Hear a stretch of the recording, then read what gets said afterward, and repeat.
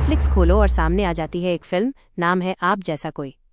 अब नाम सुनकर लगा कि शायद पुराने गाने की रीमिक्स वाली कोई कहानी होगी, लेकिन जैसे ही फिल्म शुरू होती है समझ आ जाता है कि यहाँ रीमिक्स नहीं, सीधे सीधे क्लासिकल लव स्टोरी पक रही है, वो भी धीमी आंच पर। श्री रेणु त्रिपाठी नाम के प्रोफेसर साहब हैं, संस्कृत पढ़ाते हैं और इतने सीधे हैं कि अगर कोई लड़की उन्हें देख भी ले तो घर जाकर गीता का पाठ पढ़ने लगते हैं।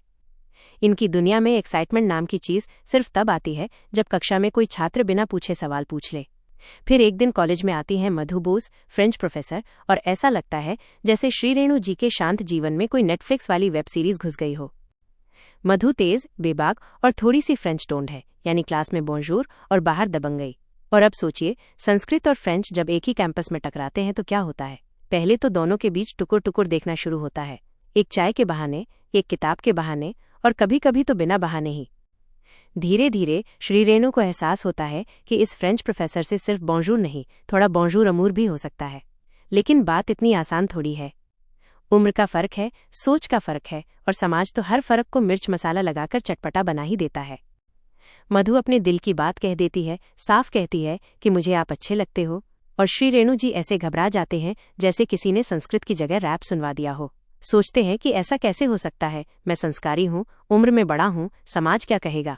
लेकिन मधु सोसाइटी की डिक्शनरी में विश्वास नहीं रखती, उसे कनेक्शन में यकीन है, रिस्पेक्ट में, और उन लोगों में जो हिम्मत करते हैं। और यहीं से शुरू होती है श्री रेणु की अंदरूनी लड़ाई, एक तरफ संस्कार, दूसरी तरफ फ्रेंच प्यार। फिल्म में एक सीन है जहां वो अपनी माँ से बात करते हैं और माँ जो जवाब देती है उससे आंखें थोड़ी नम हो जाती हैं। कहती हैं, बेटा अगर पहली बार खुद के लिए कुछ सोच रहा है तो सोच ले, वरना सारी जिंदगी दूसरों की सोच में फंसा रह जाएगा। कहानी का बहाव धीमा है, लेकिन जैसे गर्म रोटी पर मक्खन फैलता है वैसा ही सुकून है। कोई शोर नहीं, कोई चीख चिल्लाहट नहीं, बस नजरें, चुप्पियां और वो ऑकवर्ड सा सच्चा प्यार। माधवन कमाल है, उनकी आंखों से जो थकान और दिल की हलचल झलकती है वो स्क्रीन पर रुक जाती है।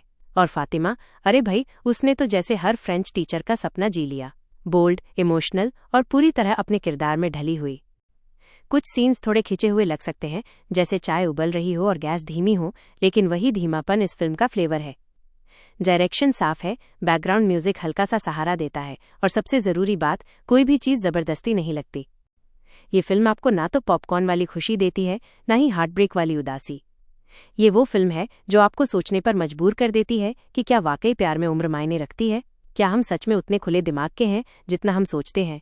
और सबसे बड़ा सवाल, क्या कोई आप जैसा कोई हमारे लिए भी कहीं है। अब अगर आपके दिल में भी ये सवाल कुलबुला रहा है तो नेटफ्लिक्स खोलिए, चाय बनाइए और इस फिल्म को देख डालिए।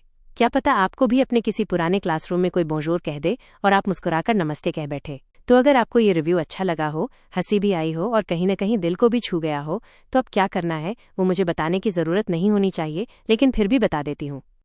नीचे जो लाल रंग का बटन है ना, उसे शर्माते हुए मत देखिए, दबा दीजिए। सब्सक्राइब वाला है, शादी का कार्ड नहीं है। लाइक का बटन भी है, उसे भी क्लिक कर दो, वो भी अकेला महसूस कर रहा है। और हाँ, कमेंट करके बताना मत भूलना कि अगर आप किसी कॉलेज के प्रोफेसर होते तो फातिमा जैसी फ्रेंच टीचर से बात करने की हिम्मत होती या नहीं।